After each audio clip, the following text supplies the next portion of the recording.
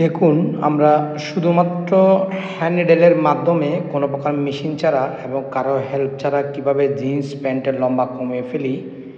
প্রথমে আমরা যতটুকু কমাতে হবে ততটুকু মার্ক করে নিয়ে শক্ত দেখে একটা সুতা নিলাম। সুতা ঢুকিয়ে এখন আমরা হ্যান্ড নিডেলের মাধ্যমে সেলাই করা শুরু করছি আমাদের যে মার্কটি রয়েছে মার্কসের সাথে মিলিয়ে। কেননা যখন আমরা সেলাই করে ফেলার পর যখন আমরা উল্টে নিব তখন যেন আমাদের মার্কটি দেখা যায়, আমাদের যতটুকু কমাতে হবে ততটুকু যেন কমে, তার যেন বেশি কমে না যায়। দেখুন আমরা একদম বটমের পাশ দিয়ে ছোট ছোট করে সেলাই করছি।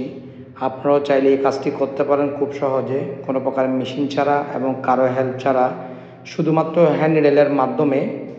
দেখুন আমরা কিভাবে কাজটি করছি।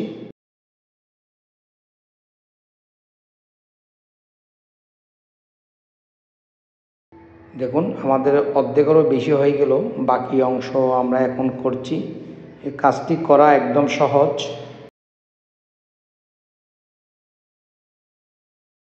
আমাদের সেলাই প্রায় হয়ে আসলো। দেখুন আমাদের সেলাই করা শেষ, আমরা একটা গিট দিয়ে নিলাম।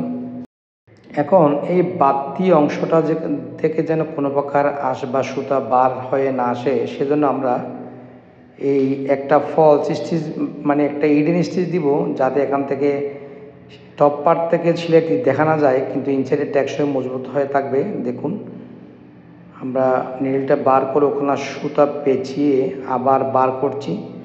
একদম আগের যে নিডল আছে ওখানের পাশ দিয়ে দিতে হবে। দেখুন আমরা এখন মার দিয়ে টান দিলাম। দেখুন কোনো প্রকার টপ পার্টের সুতা দেখা যাচ্ছে না বা সেলাই দেখা যাচ্ছে না। দেখুন আমরা একটা গিট দিয়ে নিলাম যেটা খুলে না যায়। দেখুন ইনসাইডে কিন্তু সেলাই রয়েছে। দেখুন কত সুন্দরভাবে কাজটা করলাম।